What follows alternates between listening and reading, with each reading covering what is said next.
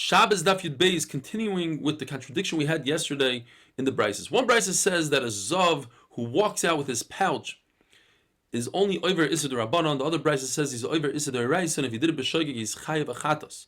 L'maskonas HaGemara, the Gemara says it's dependent on the famous machlokes Rabbi Yehuda and Rabbi Shimon. A melacha she'ein tzrich l'gufa, a melacha that you don't need to do the actual melacha. You want the outcome. For instance, if a person digs a hole in Shabbos, he's over Issa D'Oraisa. But if he wants only the sand, he doesn't want the hole, so according to Rabbi Shimon, he's pater, according to Rabbi Yehuda, he's chayiv.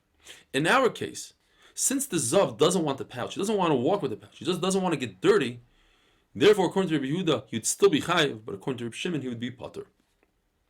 The halacha is that one is allowed to walk outside with tefillin before Shabbos. We're not concerned that he'll forget and go into another rishus on Shabbos. Kal v'chomer from the tzitz of a kohen gadol. The Kohen Gadol's tzitz only has one mention of HaKadosh Baruch Hu's name. Nevertheless, he has an obligation to constantly feel his tzitz and make sure that's still on him. So too tefillin that have the name of HaKadosh Baruch Hu many times. A person constantly has to check his tefillin and make sure they're still on his head. And we're not concerned that he'll forget that it's Shabbos and walk outside from one rishus to another rishus. The famous Chanan Yoimer, a person has to check his pockets before Shabbos to make sure he has nothing in them, because perhaps he'll walk outside with something in his pocket. And the Gemara says, Hilchas Rabasi l'Shabbos, or like we say, Hilchas Rabsa l'Shapsa. This is a very important halacha when it comes to Hilchas Shabbos. We learned in the Mishnah that a person should not remove lice, and the Gemara explains it means to the candlelight. Just like one is not allowed to read in front of a candlelight because he might adjust the wick, so too he shouldn't remove lice. Shmuel adds, and he says that in certain situations a person is not allowed to pick his clothing from within his wife's clothing because they're so similar. In those days, men would wear skirts. Well, it depends.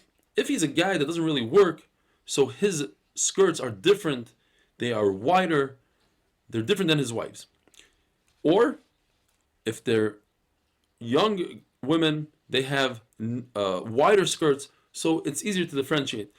Older women, they have narrower skirts, harder to differentiate, also to pick them out. The Gemara teaches us proper etiquette. It's also to remove lice in public. It can gross other people out. The same will apply to causing one to vomit in public. The question is, are you allowed to kill a louse on Shabbos? According to Beis Hillel, an incredible halacha, they say you're allowed to kill a louse on Shabbos. And according to Beis Shammai, you're not allowed to. These are one of the Gemaras, very difficult to understand. Beis Hillel say that anything that's not para v'rava, it is created through the sweat of a human, you're allowed to kill. And there are those who explain it is so small that it's hard to see the priya v'revia, and therefore it's allowed to kill on Shabbos. The Gemara goes on to say that Abba Shaul would just take the louse and toss it. He wouldn't even squeeze it. But the Tanna Kama says you're allowed to squeeze it and not kill it. By squeezing it, you cause it to get weak. And Rava would kill it in water. Rav Nachman would go a step further. And he would tell his daughters, I want to hear my enemy die. I want to hear them pop. I want to hear that sound of death. Some explain because he wanted to show that he's not being over Issa D'Oraisa by killing.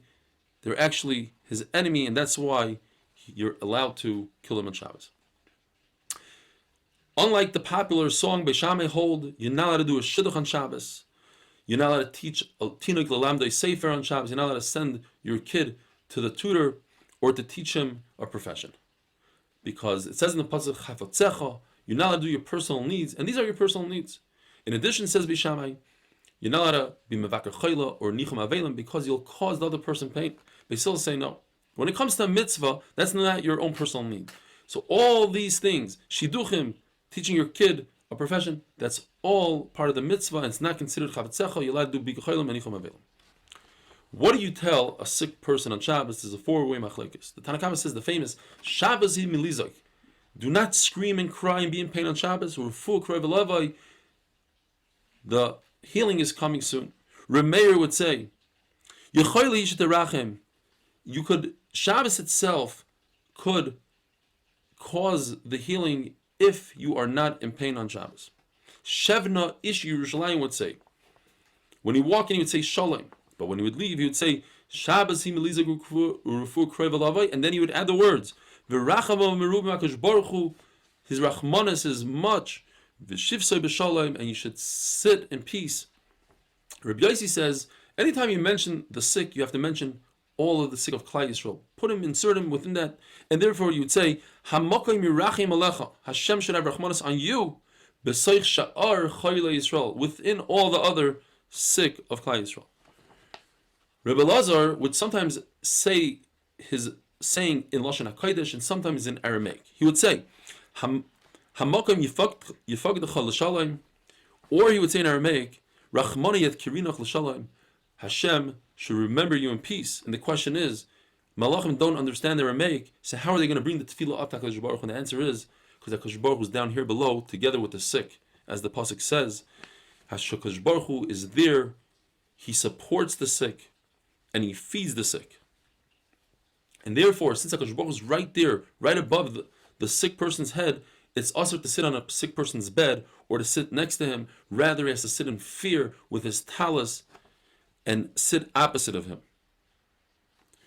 Now, when the Mishnah tells us you should not read to the light of a candle, we don't differentiate. Even if the candle is 10 stories high, it's still usher to read. Yet, if you read with another person, and you're reading the same exact material, then it's mutter to read to the light of a candle, because the other person will remind you not to adjust the wick. If you're reading in front of a large bonfire, where the people sit at a distance, and they're worried about the fire catching on, then it's usher to read, even if you're reading the same material. Rava says, an important person who never readjusts the wick, even during the weekdays, he's allowed to read by the candle on Shabbos, because he won't readjust it. The Gemara has a question from Yishmael ben Elisha. He said, I'm not worried about adjusting the flame on Shabbos, and he sat down and he read, and in fact, he readjusted the flame on Shabbos, and he wrote down in his notebook, when the Beis HaMikdash is rebuilt, I owe a nice carbon chatos. And the Gemara tells us, because Rabbi Shmuel ben Elisha, when it came to Torah, he acted like a simple person. He would readjust the wicks himself. He wouldn't ask his servant to do so. The Gemara has a contradiction. On the one hand, it says that a servant is allowed to look at his dishes to the light of a candle, and we're not worried he'll readjust it. On the other hand, it says that a servant should not do so. One answer is that the brisa that says you're allowed to check the dishes to the light of the candle, because we're talking about a servant who's not a permanent servant. A permanent servant is so worried about losing his job that he'll readjust the flame on Shabbos.